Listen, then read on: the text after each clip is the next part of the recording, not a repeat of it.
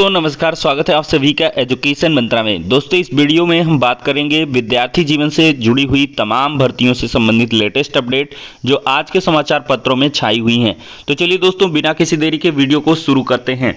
दोस्तों देखा जाए तो 27,000 पदों पर टीजीटी भर्ती विज्ञापन की जो मांग है वो काफ़ी तेज हो गई है और इसको देखते हुए जो छात्र हैं वो लामबंद हो रहे हैं। स्पेशली युवा मंच की तरफ से आरोप लगाया जा रहा है कि 27,000 से अधिक पद टीजीटी पीजीटी भर्ती में खाली हैं, लेकिन सरकार के द्वारा मात्र 5,000 पदों पर ही भर्ती का विज्ञापन जून माह में निकाला जा रहा है। ऐसे में आज के समाचार पत्रों के माध्यम से भी एक लेख निकला है और कल की जो ये अपडेट है मैंने आपको वीडियो बनाकर उपलब्ध करवा दी थी, जिसमें तदर्थों का एकदम से समझ लीजिए काम खत्म कर दिया है सरकार ने। और ये हुआ है सुप्रीम कोर्ट के आदेश के अनुपालन में। अब इन पदों को जोड़ा जा सकता है, इसके कयास भी लगाए जा रहे हैं। तो यहाँ पर दोस्तों देख भी सकते हैं, उम्मीद खत्म, तदर्थ शिक्षकों को अब ना नौकरी और ना ही वेतन। अशासकीय सहायता प्राप्त विद्यालयों में तैनात शिक्षा निदेशक माध्यमिक ने 2000 के बाद की नियुक्तियों के संबंध में स्थिति को साफ कर दिया है। वर्ष 2000 के बाद प्रदेश के शासकीय सहायता प्राप्त कॉलेजों में तैनात तदर्थ शिक्षकों को वेतन मिलने की संभावना पूरी तरीके से खत्म हो गई है। माध्यमिक शिक्षा निदेशक डॉक्टर सरिता तिवारी ने अनुसचिव उत्तर प्रदेश शासन को पत्र लिखकर तदर्थ शिक्षकों पर स्थिति स्पष्ट कर दी है। कहा है कि इन शिक्षकों को सेवा में बनाए रखना या वेतन दिया जाना नियम संगत नहीं है। गौरतलब है कि कुछ दिन पहले ही जिला विद्यालय निरीक्षक ने सभी प्रबंधकों और प्रधानाचार्यों को पत्र लिखकर 2000 के बाद नियुक्त तदर्थ शिक्षकों का वेतन तत्काल रोकने का आदेश दिया है। तो दोस्तों सरकार को भेजे पत्र में कहा गया है कि तदर्थ शिक्षकों को वेतन दिया जाना नियम संगत नहीं है। तो यहां पर एमएलसी देवेंद्र प्रताप सिंह के प्रश्न के जवाब में लिखा गया कि सुप्रीम कोर्ट के आदेश के अनुपालन में यूपी के माध्यमिक शिक्षा सेवा चयन बोर्ड ने टीजीटी पीजीटी भर्ती 2021 में ऐसे तदर्थ शिक्षकों को अवसर प्रदान किया गया था।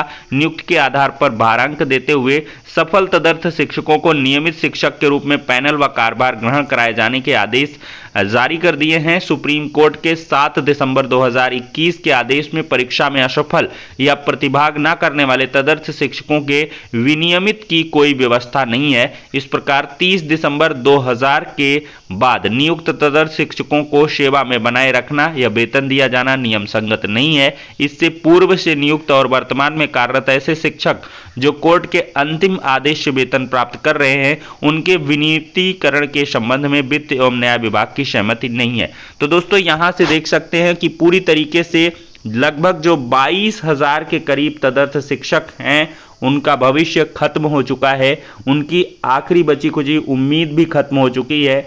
अब इन पदों को नई शिक्षक भर्ती जो टीजीटी पीजीटी की आने वाली है उसमें जोड़ा जाएगा या नहीं जोड़ा जाएगा, ये पूरी तरीके से सरकार पर निर्भर है और साथ ही साथ उत्तर प्रदेश माध्यमिक शिक्षा सेवा चयन बोर्ड पर निर्भर है।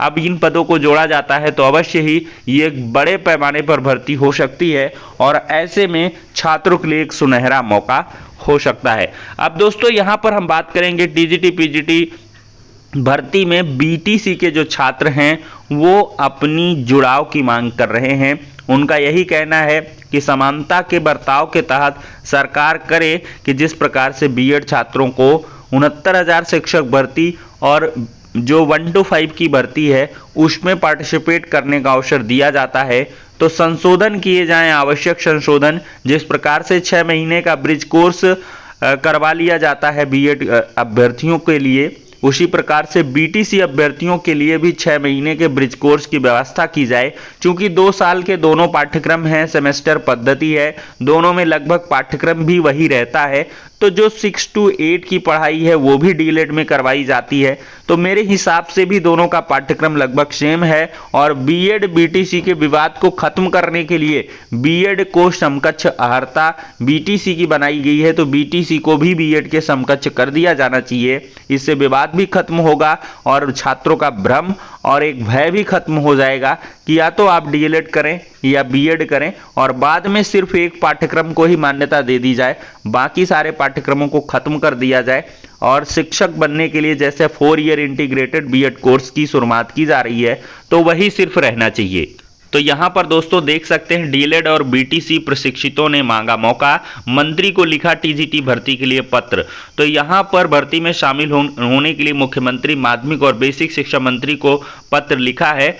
और यहाँ पर पंकज मिश्रा ने कहा है कि 69,000 शिक्षक भर्ती में ब्रिज कोर्स कराकर बीएड प्रशिक्षितों को जिस प्रकार से शामिल किया गया, उसी प्रकार से यहाँ पर डीएलएड और बीटीसी कोर्स का संचालन होता है, तो उनको भी मौका मिलना चाहिए। और उनका ये भी कहना है कि बीटीसी, डीएलएड, बीएड सभी कोर्सेज की जो न्यूनतम शैक्षिक अर्हता है वो स्नातक है।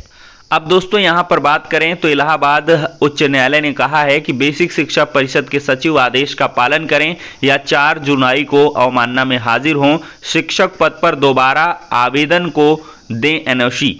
तो 4 दिसंबर 2020 के शासनादेश को रद्द किया गया। अभ्यर्थियों को दोबारा उसी पद पर आवेदन का अधिकार है। स्थानांतरण के विकल्प होने के तर्क को यहाँ पर हाईकोर्ट ने नकार दिया है और उन्होंने कहा है कि अगर कोई शिक्षक है तो भले चयनित है, सेम पोस्ट भी है, लेकिन उसका लीगल राइट बनता है कि अगर उसने कंपटीशन को फाइट किया है और उसका जो भी जनपद अलॉट हो रहा है तो उसमें उसको जाने का अवसर दिया जाए। वो उसका व्यक्तिगत मामला है कि वो पिछले वाले पोस्ट को कंटिन्यू करना चाहता है कि नए पोस्ट में जाना चाहता है। तो कुल मिलाकर एनओसी के मामले से जो आवेदन किए थे, इन सब पर एनओसी देना पड़ेगा और सभी शिक्षकों को दोबारा आवेदन को दे एनओसी देना पड़ जाएगा, क्योंकि एनओसी ही नहीं मिल रही थी।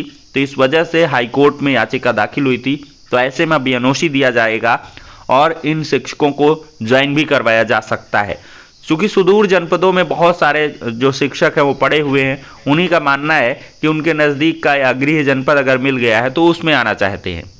दोस्तों देखा जाए तो यूपी का बजट जो है वो आज पेश होगा। शिक्षा और रोजगार पर पूरा जोर रहेगा। प्रदेश सरकार गुरुवार को विधानसभा में बजट पेश करेगी। पहले इसे राज्य कैबिनेट से अनुमोदित कराया जाएगा। इससे पूर्व बुधवार को बजट की तैयारियों को अंतिम रूप दिया गया। वित्त और संसदीय कार्य मंत्री सुरेश खन्ना ने बजट पर हस्ताक्षर किए हैं। माना जा रहा है कि बजट 6.5 लाख करोड़ रुपए से ज्यादा का होगा। वित्त विभाग के अपर मुख्य सचिव प्रशांत त्रिवेदी ने इसे उनके समक्ष रखा है। इस मौके पर सुरेश खन्ना ने कहा है कि 22-23 का बजट प्रदेशवासियों के चिकित्सा, स्वास्थ्य तथा शिक्षा पर फोकस होगा। युवाओं के रोजगार और महिलाओं की सुरक्षा, सशक्तिकरण पर विशेष जोर दिया जाएगा। उन्होंने बजट सत्र में अवस्थापना सुविधाओं के विकास पर केंद्रित होने की बात कही और संकल्प पत्र में पार्टी द्वारा किए गए वायदों को पूरा किए जाने के लिए भी बजट में प्रावधान किए गए हैं। और यहाँ पर देखा जाए तो 22-23 का बजट करीब 6.10 लाख करोड़ रुपए का होगा। इस बार का भी भारी भरकम बजट पेश किए जाने की उम्मीद की जा रही है। अब देखते हैं रोजगार को लेकर यहाँ पर क्या कुछ चीज निकल के आती है। दोस्तों देखा जाए तो यूपी SSSC लेखपाल मामले पर कॉमन कटऑफ की जो मुख्य याचिका की सुनवाई है वो आज की डेट यानी कि 26 मई को होगी और ये आखिरी सुनवाई होगी, क्योंकि पहले के जो दिव्यांगजनों के कल के केस थे उनको 12 जुलाई के लिए और कुछ और जो पेंडिंग केसेस थे उनको 24 जुलाई के लिए शिफ्ट किया गया है। मतलब हर एक मामले को जुलाई में डाल दिया गया है, क्योंकि इधर कोर्ट बंद हो रहा है। अगर आज इस मामले में कोई बड़ा परिवर्तन होता है, कोई बड़ी सुनवाई होती है, लंबी सुनवाई होती है, तो कॉमन कटऑफ को लेकर एक बड़ा फैसला हो सकता है, लेकिन इसकी उम्मीद 5% से भी कम है, मैं आपको बता दूं। और लेखपाल भर्ती जो परीक्षा है, मुख्य परीक्षा, वो अपने तय समय 19 जून को ही होगी। अब इस मामले में कॉमन कटऑफ जैसा मुद्दा मेरे हिसाब से खत्म हो जाएगा। कुछ उम्मीद यहाँ से दिख नहीं रही है। बची कुछ ही उम्मीद आज की याचिका से है, जिसकी सुनवाई आज जैसे ही हो जाएगी आप सभी को इस चैनल के माध्यम से हम अपडेट प्रोवाइड कर देंगे और देखते हैं मे भी इसकी भी जो सुनवाई है वो जुलाई में लगा दी जाए। दोस्तों देखा जाए तो दरोगा भर्ती परीक्षा में गड़बड़ी संबंधी आरोपों की अर्जी सुनवाई योग्य है। सीजेएम ने अमिताभ ठाकुर की याचिका पर फैसला सुना दिया है, जिसकी अपडेट मैंने आपको चैनल में प्रोवाइड की थी। 2021 में हुई दरोगा भर्ती परीक्षा में गड़बड़ियों के आरोपों को लेकर रिपोर्ट दर्ज करने वाली मांग वाली अर्जी को पोफड़िया बताते हुए इसे सुनवाई के लिए प्रकीर्णवाद के रूप में दर्ज कर लिया गया है। मामले की अगली सुनवाई 16 जून को होगी। पूर्व आईपीएस अमिताभ ठाकुर ने कोर्ट में अर्जी देकर बताया कि इस परीक्षा के अभ्यर्थियों द्वारा दिए गए तथ्यों और सबूतों से प्रथम दृष्टया भर्ती में भारी गड़बड़ी की आशंका है। वहीं परीक्षा के दौरान एसटीएफ ने भी कई एफआईआर दर्ज किए। कल इस मामले को सदन में भी उठाया गया था अखिलेश यादव के द्वारा कि एसआई भर्ती में बहुत ही भारी पैमाने पर गड़बड़ी हुई है, जबकि केशव प्रसाद मौर्य जी का कहना है कि इस भर्ती में कोई भी गड़बड़ी नहीं हुई है। तो गोरखपुर में दर्ज 2 एफआईआर में परीक्षा कराने वाली एजेंसी का नाम लिया गया है और इस एजेंसी के कई राज्यों में ब्लैकलिस्ट होने के बावजूद यहां उसे काम दिया गया। इसे मामले की गंभीरता जान पड़ती है। इतना ही नहीं, पीटी में बहुत कम अंक पाने वाले कई अभ्यर्थियों को दरोगा परीक्षा में भारी अंक मिले हैं। इससे परीक्षा की शुचिता पर प्रश्न चिन्ह लग रहा है। इस मामले में अब लखनऊ समेत कई जिलों में रोजाना काफी संख्या में फर्जी अभ्यर्थी पकड़े भी जा रहे हैं। तो इन सभी मुद्दों को मद्देनजर रखते हुए इस याचिका को पोफड़ीय माना गया है और इसकी सुनवाई 16 जून को होगी। दोस्तों, देखा जाए तो 6800 आरक्षण सूची में निराशा का दौर जारी है। पिछली सुनवाई में काफ़ी कुछ उम्मीद थी, सरकार ने काउंटर भी लगाया, लेकिन काउंटर उतना ज़्यादा प्रभावी नज़र नहीं आता है। दोहरे आरक्षण जैसी बातें कही जा रही हैं, इससे मामला और भी कॉम्प्लेक्स होता चला जा रहा है और पूर्व में चयनित शिक्षकों के बचाव के साथ ही 6800 आरक्षित वर्ग के अभ्यर्थियों को नियुक्ति देने के लिए सरकार प्रतिबद्ध है। लेकिन यहाँ पर कोर्ट ने ज़्यादा इंटरेस्ट के साथ इस मैटर की सुनवाई नहीं की और इस मामले को जुलाई में लगा दिया गया है। मतलब पूरा जून गर्मियों का और मई और जुलाई का लगभग आधा, पूरा जुलाई ही समझिए कुछ इस प्रकार से कोर्ट कचहरी की पेचीदगी में भी गुजरेगा।